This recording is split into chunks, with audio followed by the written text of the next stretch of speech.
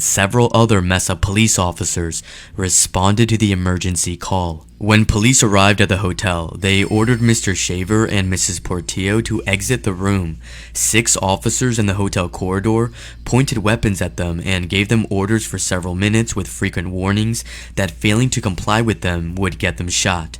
Occupants of room 502, this is the Mesa Police. Listen to my instructions. I want the female to step out. A police sergeant, Sergeant Charles Langley, instructed them to lie face down on the hallway carpet, which they did. As instructed by the sergeant, Mrs. Portillo crawls towards the police officers. An officer grabs her and pulls her behind the other officers, leaving Daniel Shaver lying face down in the hallway. Stop right there! Stop! Stop! Get on the ground, both of you! Lay down on the ground! Lay down on the ground! If you make a mistake, another mistake, there's a very severe possibility you're both going to get shot. Do you understand that? Yes. I do. Yes. All right. What the? This is... Shut up. I'm not here to be tactful or diplomatic with you. You listen, you obey. For one thing, did I tell you to move, young man?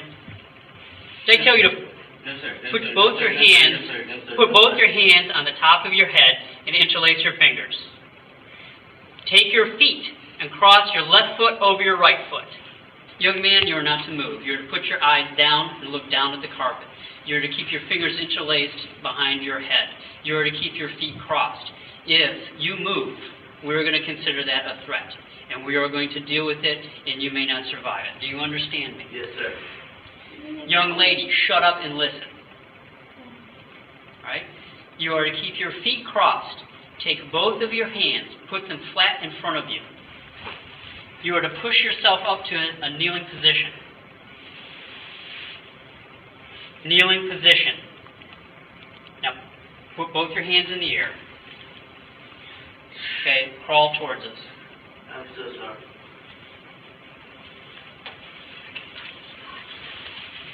Okay. Stop. Okay. Cuff, grab, pull. No, Rich, pull Pull. him this Rich, way. Pull. Let me know when you're clear. Clear? No, you're not clear. You haven't frisked her yet. You're not. You'll be in the chain so we figure out exactly what's going on, okay? Just be cool and we'll be done. Okay, when you're done with that, lay her flat. Sergeant Langley would then instruct Daniel Shaver to get on his knees and crawl towards the officers. The sergeant warned Mr. Shaver that if he did not comply, there was a very severe possibility that he was going to get shot. As Mr. Shaver crawled towards the officers, he abruptly put his right hand behind his back, and at that very moment, Officer Philip Brailsford shot and killed Daniel Shaver. Okay, young man, listen to my instructions and do not make a mistake. You are to keep your legs crossed. Do you understand me? Yes, sir. You are to put both of your hands palm down, straight out in front of you. Push yourself up to a kneeling position. I said keep your legs crossed! I'm sorry. I didn't say this in conversation. Put your hair! Hands up in the air! You do that again, we're shooting you. Do you understand? Please do not shoot me. Then listen to my instructions. I'm trying to just do what you Don't talk! Listen! Hands straight up in the air. Do not put your hands down for any reason. You think you're going to fall, you better fall on your face. Your hands go back in the small of your back or down. We are going to shoot you. Do you understand me? Yes, sir. Crawl towards me.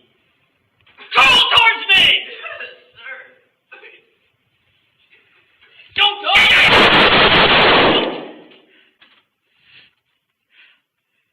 Get up on him. Okay, hold on him. One with me.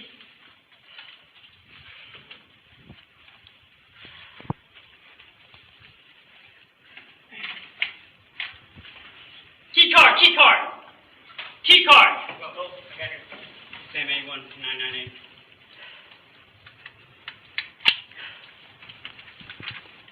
Hold on. They gave me 2 key cards.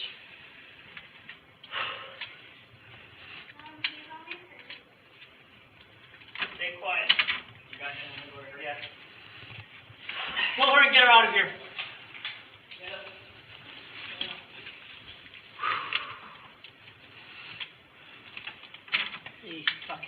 Okay, hold on it. Okay, I need one up with me. One up with me. Come on, you guys, get up with me. Take his place, holding the door. Okay. Okay, secure your weapon. Secure your weapon. Secured. Okay, go. You're up.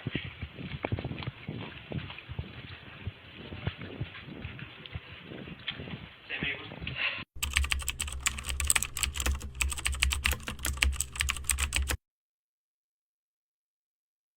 Daniel Shaver's widow, Lainey Sweet, filed a wrongful death lawsuit against the Mesa Police Department. The notice of claim asked for $35 million and said police used excessive force when dealing with Daniel Shaver.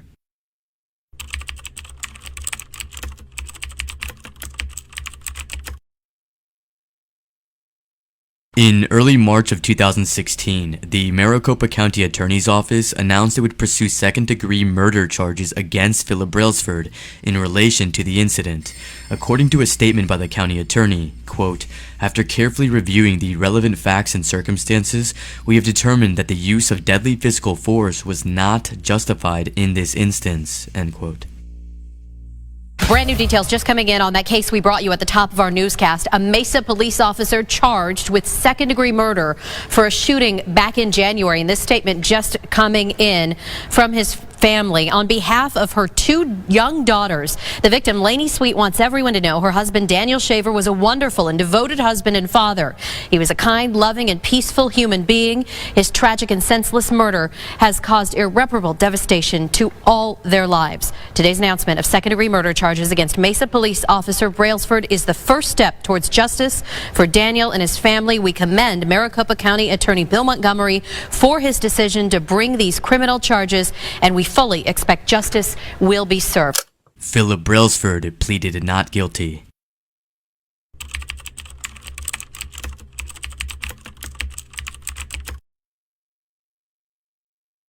Later that month, the Mesa Police Department fired Philip Brailsford, citing several policy violations and unsatisfactory performance. An internal investigation report revealed that Mr. Brailsford had violated department weapon policy by engraving his patrol rifle with the phrases "you're fucked" and "Malone Labe," a Greek expression meaning "come and take them." Mr. Brailsford had also previously been investigated for body slamming a teenager during an arrest. Philip Brailsford faced up to 25 years in prison if found guilty of second-degree murder.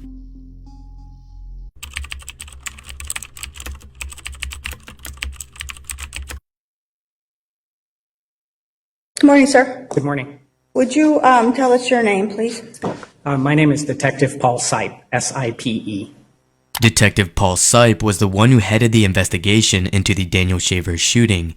When asked by the Deputy Maricopa County Attorney Susie Charbel regarding the inconsistencies in his investigation, Detective Sipe would testify that all 5 police reports omitted crucial information pertinent to the case. Although Detective Sipe did not explicitly state the nature of the information or the discrepancies, the prosecuting attorney noted several times during the trial that the officers present at the scene failed to include in the reports that Mr. Shaver had pleaded and sobbed for his life before being shot by Officer Brailsford 5 times. First page of the autopsy report, does it show that the individual was shot and that's what killed him? Yes, the cause of death was listed as multiple gunshot wounds. All right. Could you tell us from looking at that front page where the shots were? The first one is a gunshot wound of the back. The second paragraph is gunshot wound of the neck. The third paragraph is gunshot wound of the face. The fourth paragraph is gunshot wound of the chest. And the fifth paragraph is headed gunshot wound of the right lower extremity. Okay. At the end of that report is our toxicology result, one pager that just has the results. Could you look at that? Could you look at that, please? Sorry. What, if anything, is reported on there for toxicological results? From a vitreous test, an ethyl alcohol level of 0.29, and from left chest blood, an ethyl alcohol level of 0.27. Who did you interview first? The first person I interviewed was Monique Portillo. And what was the reason behind interviewing Monique? Monique was in the room with Mr. Shaver when officers went up to contact them. How long was your interview with her approximately? Just going from memory, I would say 10, maybe 15 minutes. All right. Where did you interview her? I interviewed her. We had a police vehicle in the parking lot, and she was in the vehicle. How many people were in the room when the rifle was being handled? 3. All right. And that would be herself, Mr. Shaver, and? There was a third person, Luis, I believe his last name was Nunez. You know, as you're watching this video, did you see Mr. Shaver at any point make any threatening gestures towards the officers? To that point? Right. No. All right. As he's being told things, is he refusing? Is he saying, I'm not going to do this and that? No. Is he screaming at them or speaking loudly at the officers? No. Was he cursing at them or saying, threatening things to them? No. Okay, nothing like, I'm going to kill you or, I'm going to get you guys or any of that nature? No. Did he appear to be upset, angry? No. All right. At some point, did he start crying? Yes. All right. Did he plead with the officers not to kill him? Did he say, please don't shoot me, please don't shoot? Yes, he did. Was Mr. Shaver doing or saying anything towards the officers that would have caused them to believe that he was going to lunge at them? No. Did he did he have anything in his hands that you can see? No. So now you have seen the video. Did you then want to interview the defendant? Yes. All right, and is that protocol in an officer-involved shooting? Okay. Did he watch the video before you interviewed him? Just him? There were other officers present, but he did watch the video with his attorney. Oh, okay. So he was able to watch it without you looking over his shoulder, for lack of a better word. You were not sitting there with him watching it, correct? I was in the room, but I was not where I could see the video, no. Okay. If you could summarize to us what he told you about the incident. Officer Brailsford told me that when he arrived on scene, he was responding to an emergency call of a person with a gun. And did he mention at that point feeling threatened or scared of Mr. Shaver as Mr. Shaver and Ms. Portillo came out of the room? He said that there were several moments, or at least 2 moments, where he was terrified, that he did feel threatened by the movement that Mr. Shaver made right before he fired. Did he happen to mention to you that Mr. Shaver was crying and asking not to be shot? No, he did not. Are you familiar with the term contact cover, that principle? Yes. That's a common term with police officers. Yes, it is. And so in this particular case, if we were to use that term, Sergeant Langley would be the contact officer and the other officers would have been the cover officers. Yes. And that means that the contact officer is the one that's going to be the speaking officer.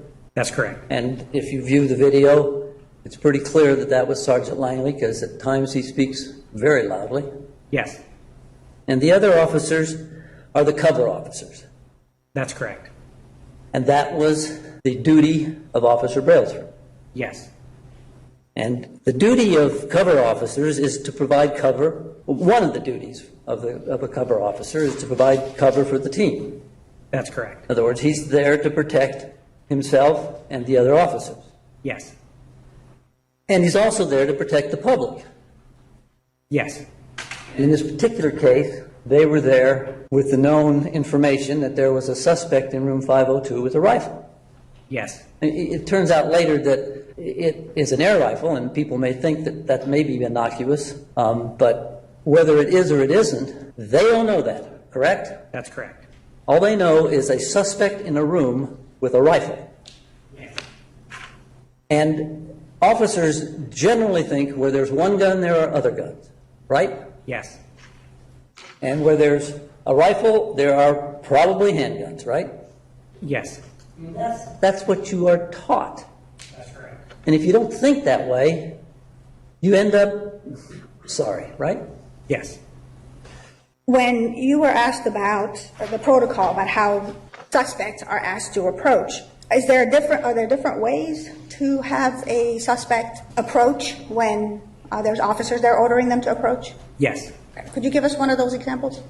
One example would be if it's what you perceive to be a threatening situation. You might have someone standing. You would have them reach behind their back and grab the top part of their T-shirt or shirt and lift it up so that you can see their waistband. You would then have them circle 360 degrees and stop so that they're facing away from you. You would then have them place their hands either above their head or out to their side and walk backwards towards your voice. All right. So, so there's more than one way to have a suspect approach you, correct? Yes. All right. And in fact, if you had them standing there with their back turned towards you, if someone was to come out from another room, they would actually be a barrier. Is that correct? They could be? Theoretically, yes. All right. So they could be standing between you and the person who may jump out of the room, out of the blue, correct? Yes. Compared to having the person down on their knees, sitting up and laying down, and put your arms out, put your arms back, etc. Yes. Okay. If you don't mind showing us, if that's all right, Judge, if you could show us when Mr. Shaver first put his hands behind his back, what that looked like. When he first put his hands behind his back, he was on his knees. He had his hands up like this, and he brought them back like this. All right. Did he not, in fact, bend over at the waist? There might have been a slight bend. I would have to review the video for that specific movement, but So if a suspect was to have a weapon behind his back, would it make sense for him to bend down and use both of his hands to grab one weapon? it's possible, but it didn't appear to me to be a weapon drawing motion. What did it look like to you? In my experience, what I usually see is when I'm giving someone a command and they're not comprehending the command, such as if I tell someone to put their hands on the car or put your hands on your head, and because for whatever reason they think you're going to handcuff them, so I call it the handcuffing move. Is that what it looked like to you? That Yes. he was getting ready to be handcuffed? Yes. The court, based on the totality of the circumstances and the evidence presented, does find that probable cause exists to believe that the crime was committed and that the defendant committed it as charged in the indictment. Mr. Mayor, at this point, the defendant has the opportunity to make a specific offer of proof. Do you wish to do that at this time? I do, Your Honor. You may proceed. The first witness that we would make an offer of proof would be Sergeant Langley, which would be, we would suggest, especially significant given my colleague's redirect examination of Detective Sight, because in addition to the things I mentioned in just a minute, as you know, Sergeant Langley was the sergeant in charge of this operation on January 18th. He would testify that Officer Brailsford did his job, he did his assignment, and he protected the team and did what he was supposed to do. The facts in this case are a little bit unique because the issue isn't whether or not the defendant caused the death of the victim. There is no dispute that he caused the death of the victim. The question is really his state of mind and whether or not there is any legal justification to his actions. As to Sergeant Langley, I will allow the defense to put on that witness as an offer of proof. So, Mr. Marins, are you prepared to proceed at this time? I am. All right, you may call your witness. State your name, please. My name is Charles J. Langley. You were previously employed by whom? I was previously employed by the Mesa Police Department. But you have since retired? Yes, I have. I was assigned as a patrol sergeant. The emergency traffic call came out of an individual with a rifle, pointing the rifle out of a fifth-floor hotel room at the La Quinta Inn. And what did you do in response to that call, sir? Responded there, lights and siren. When I arrived, Officer Gomez was there, and there was also an adult female that was outside that identified herself to me as being a manager, I believe. She stated to me that two of her guests and an employee had stated that there was a subject with a rifle in room 502, as I recall, and that the two guests stated he had been pointing the rifle out the window. Female and the male come out. I instructed them to lay down and prone out on the floor with their arms extended out in front of them, hands extended out in front of them, and to cross their legs. But I got them both proned out, hands out in front of them, legs crossed. Then gave the female instructions that to come up, push herself up to a kneeling position, put her hands straight up in the air, and crawled towards us on her knees. And did you have the female then crawl towards you? Yes. Detective Sipe has told us he'd never seen or rarely seen this type of protocol. Why did you use this type of protocol? Well, the geography, as I mentioned before, provides some difficulties, and the fact that they didn't come out the way they've been instructed to. Instead of doing one person, I now had two people out. One was potentially a suspect who could be armed, and I didn't know if I had anybody else still inside that hotel room. If I had asked them, say, for instance, to stand up and to walk towards me, what it would have done then is it would have potentially blocked the view of the doorway to that room. In other words, we wouldn't have been able to see above them if anybody else came out behind them. Start giving verbal commands to the gentleman. I wanted to keep things as simple as possible, and also he already had a template, a role model of instructions that had been given to the female. I tried to give those instructions to him so that it would be the same. Instructed him to come up to his knees and put his hands up in the air. He came up to his knees, and as I recall, he started to put both hands behind his back. And what did that tell you? What did you take that to mean? I took that as feel about that? One, I knew that he was not following instructions, and there was a possibility that he may have been trying to bring a weapon into play. Detective Sipe told us earlier that it looked to him like he was putting his hands behind his back to be handcuffed. Is that how you perceived it? No. Number one, he was not in proximity to us to be handcuffed, so I don't know why. No, I can't put myself into his mind, so I don't know why he would think that that would be an appropriate place for him to come up to put his hands behind his back for handcuffing. Also, that didn't follow the instructions that I had given him. What did you perceive that action to be? At that point, realized maybe he just doesn't understand. We had distance at that time, so I felt that he had made a mistake. Right? So I reaffirmed the verbal instructions to him.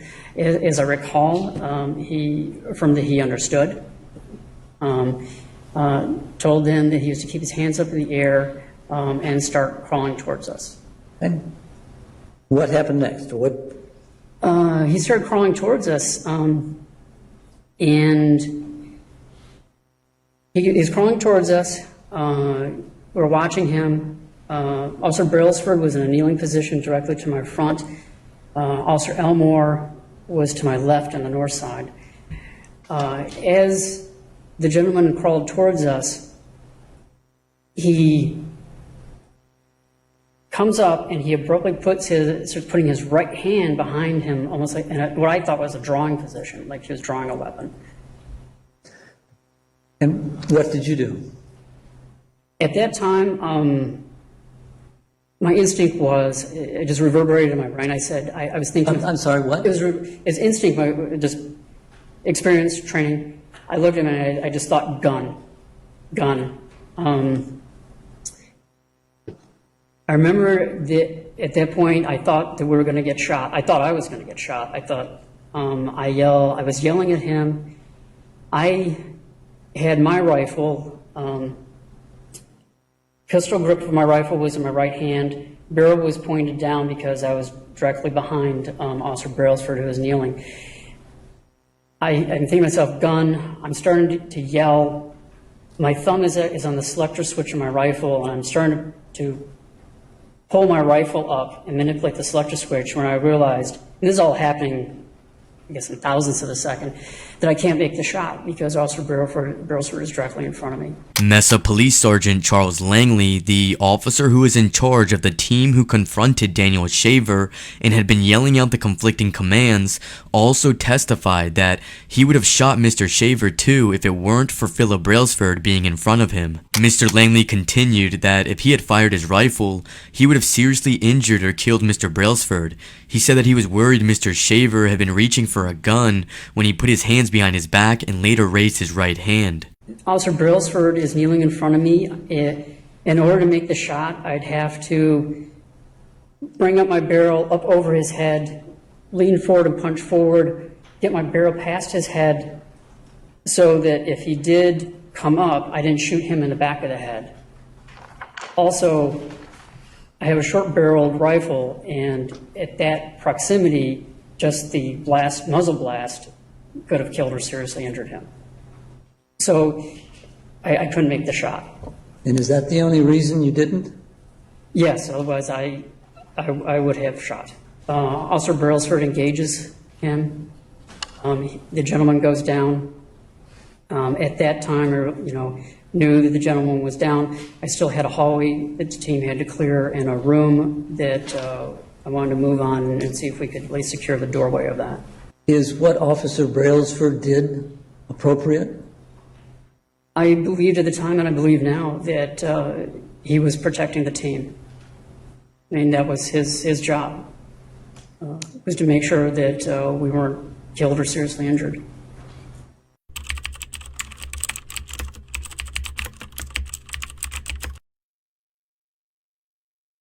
Now, before I get into the trial, I think context is extremely important.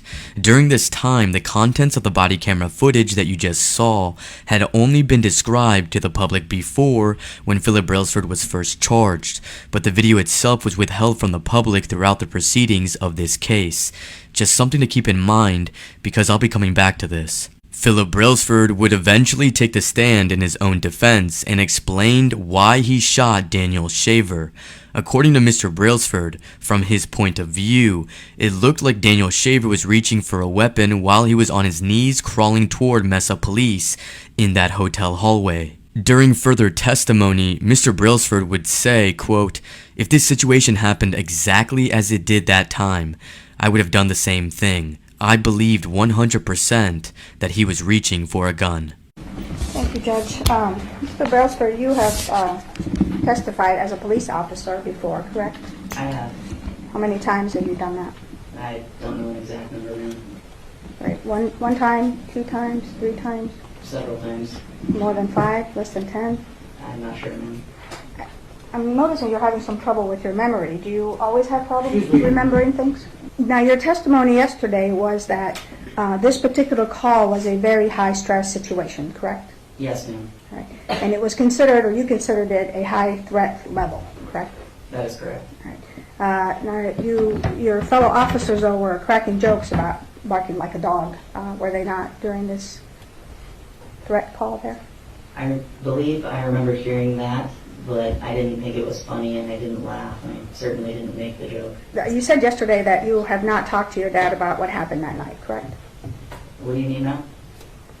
You said yesterday that you have not talked to your dad about what happened that night, the night of the shooting. Is that correct? I guess what I'm trying to say is, what do you, I don't understand what you're referencing. Oh, you don't? What Yesterday, you said you did not talk to your dad about what happened on that night. Is that true? During what time, ma'am? The night of the shooting. No, I did not talk with my dad during that night. Why didn't you talk to him that night? I was still completely in shock and disbelief, and I was at a loss for words. Do you have you talked to him about the trial and this case since that night? My father and I have certainly spoken about this case. It's very serious. Has he given you any instructions about what to say during trial or your demeanor or anything? No, certainly not, ma'am. Why did you say you perceived Mr. Shaver was armed? That's how I'm trained, ma'am.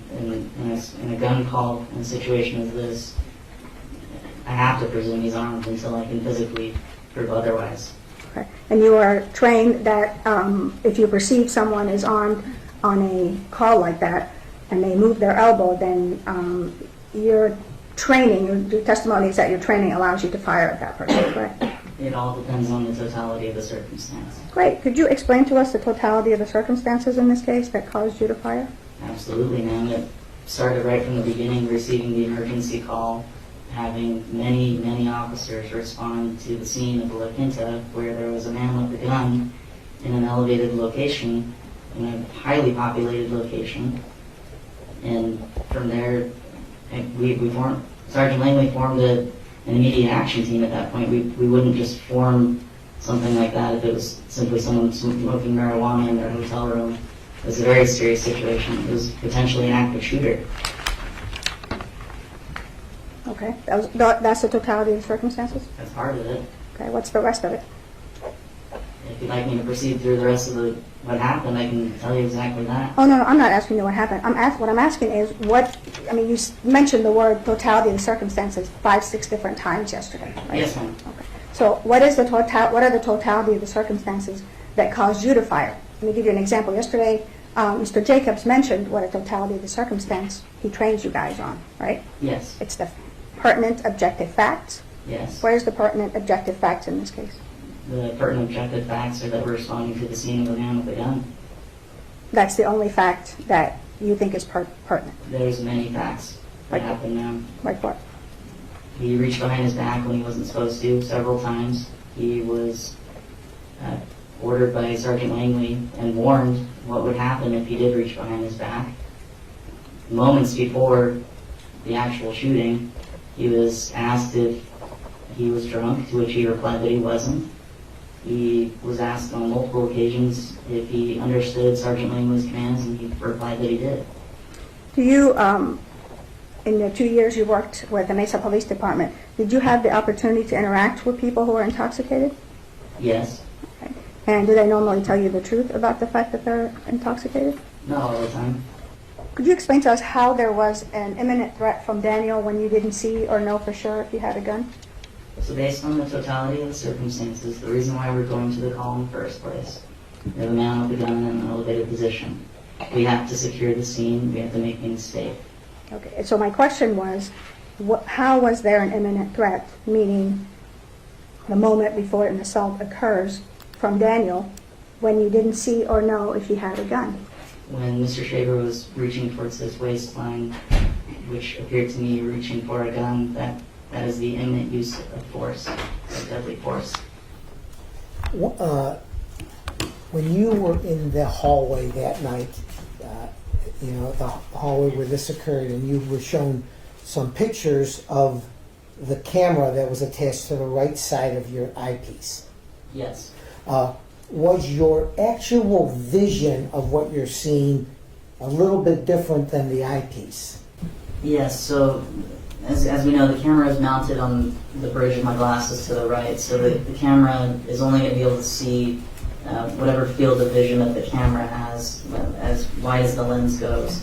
I still have, my left eye and my right eye, I can still see all of this other stuff going on. My field of view is much, much larger than 5.5 feet in this hallway.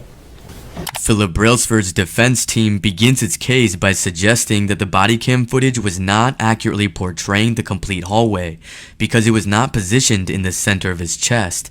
Instead, it was positioned on the right side of his eyepiece. Do you know why you were assigned to wear an Exxon body camera and some other officers perhaps were not? If you know, but I don't want you to guess. I was assigned an Axon body camera because it was a pilot program about the time I was going through the academy, and so it was assigned to all of the new recruits of that class, and they simply did not have the funding for all of the other officers to carry cameras at that time. All right, thank you. Good afternoon, sir.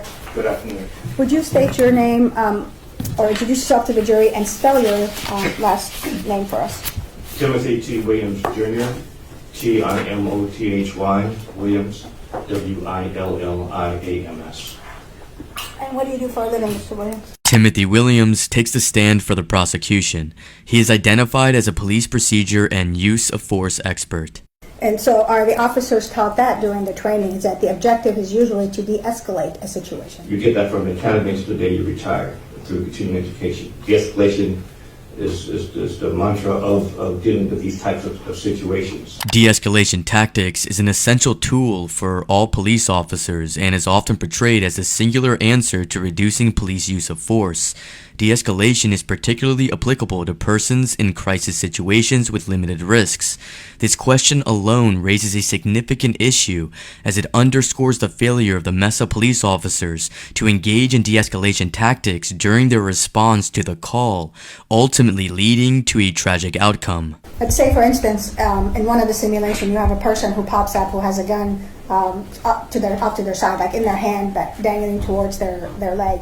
Is the officer supposed to fire immediately when he sees a weapon? No, what you have is a threat, an imminent threat. If a person has a gun and you have that all the time out in the field, and not all the time, but a lot of times. If you see a person with a gun in their hand, and it's a threat, but not an imminent threat, you'll be shooting people that you should not to be shooting. That's why you train, when you see that, you train, tell the person, drop the gun, drop the gun. Give a person a chance to comply to the commands. A lot of time, it's been my experience when I was out there in the field, the person dropped the gun. Are officers taught what the training is for perception versus identification of a threat and how to respond to it? Yes, that's why you have your situation simulations. That's why you have training. Some agents say shoot, don't shoot, kind of scenarios, and it's constantly reinforced throughout your career. Are officers taught also to look at the totality of the circumstances of the situation when assessing a threat? Yes, you are just drilled into you about being tunnel vision, and not to be tunnel vision when you go into these situations, but to look at the totality of everything that's being presented, and to take all that into evaluation. Okay. Are they taught also to use their common sense as well as their training, or only their training? Well, training and common sense comes into play. Maturity comes into play. Go ahead. Are officers taught that absent anything more, they can shoot an unarmed citizen for making a furtive movement on a man with a weapon call? No, you weren't. That's not the training I received. It's not the training law enforcement received. You got to, you individual reach for his waistband and they may be pulling the pants up. You're going to shoot him for that. No, you've got to be able to articulate, and it's got to be an imminent threat, and that's where training comes in. You have all these scenarios, hypothetical scenarios, if you will, and you run through the gamut through your whole career, so that you can make the proper and intelligent decisions when you're out there in the field, so that you can know what's a threat and what's, as you say, furtive movements and so on and so forth. The prosecution asks Mr. Williams to describe what he saw on the body cam footage. Well, the first thing I noticed is a couple things. When the decedent came out of the room, I noticed that it appeared to me that he was appeared to be inebriated. The second thing I noticed that his pants were very low, below his knees, and so these are things that I noticed as they came out. And the reason why that's important, because certain things transpired after by commands by Sergeant Langley that he was doing, and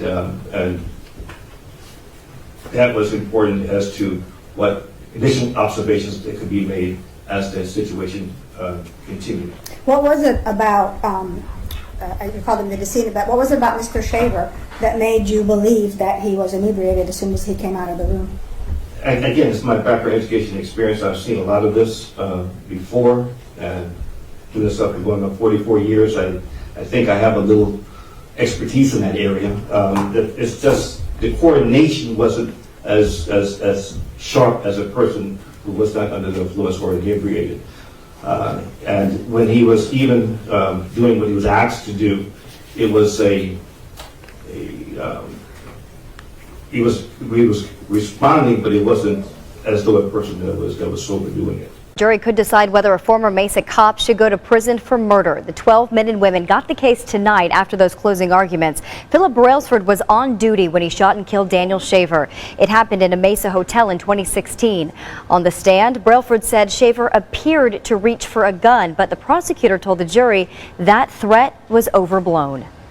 A police officer does not get to execute a begging, crying, unarmed citizen because he supposes without proof that he has some hidden handgun. You're in a no-win situation, and you got to do it make a decision in 1 second. And once you make that decision, there's no turning back.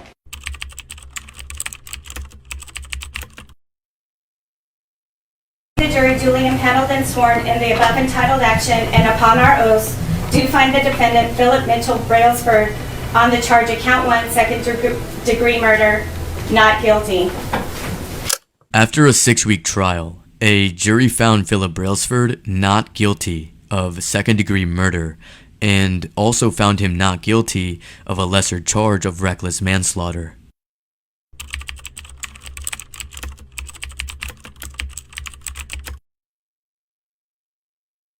The body cam video of Daniel Shaver's death would finally be released after the jury acquitted ex-Mesa police officer Philip Brailsford of murder. Joining us on the phone, I have Mark Garagos, criminal defense attorney. Mark, you are representing Daniel's widow. What else can you tell us about that night?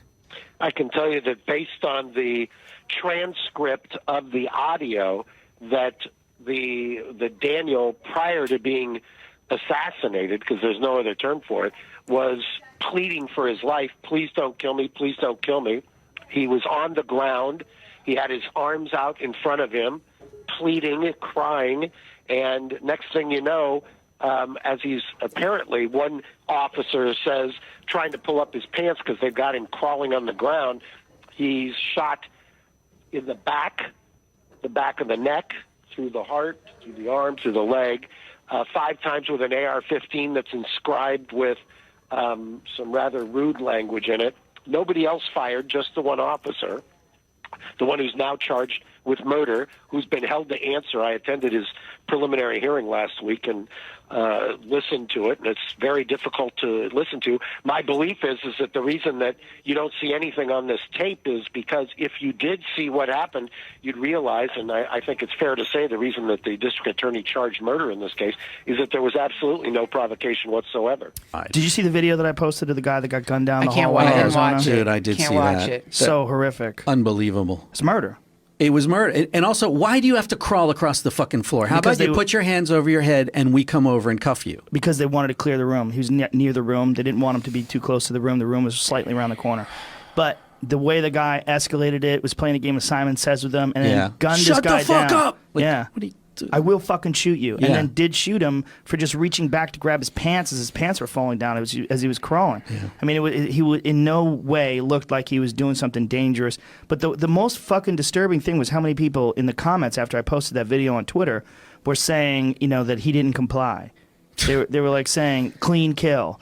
You know what, that's man? a guy who got beat up a lot in high school. And there's that old expression that if you give someone a hammer, everything looks like a nail. Yeah. If that's the only tool you have is a hammer, everything looks like a nail. And you're giving this young guy who's obviously fucking psycho. I mean, the way he gunned that guy down, I mean, that was insane. Just fucking insane. It took people watching my husband die, a very horrible, inhumane death, for people to care. It was an execution. You had a man begging for his life. And he was shot 5 times for what? For his elbow coming up too high? For being confused? For being compliant? Why did he deserve to die? He didn't.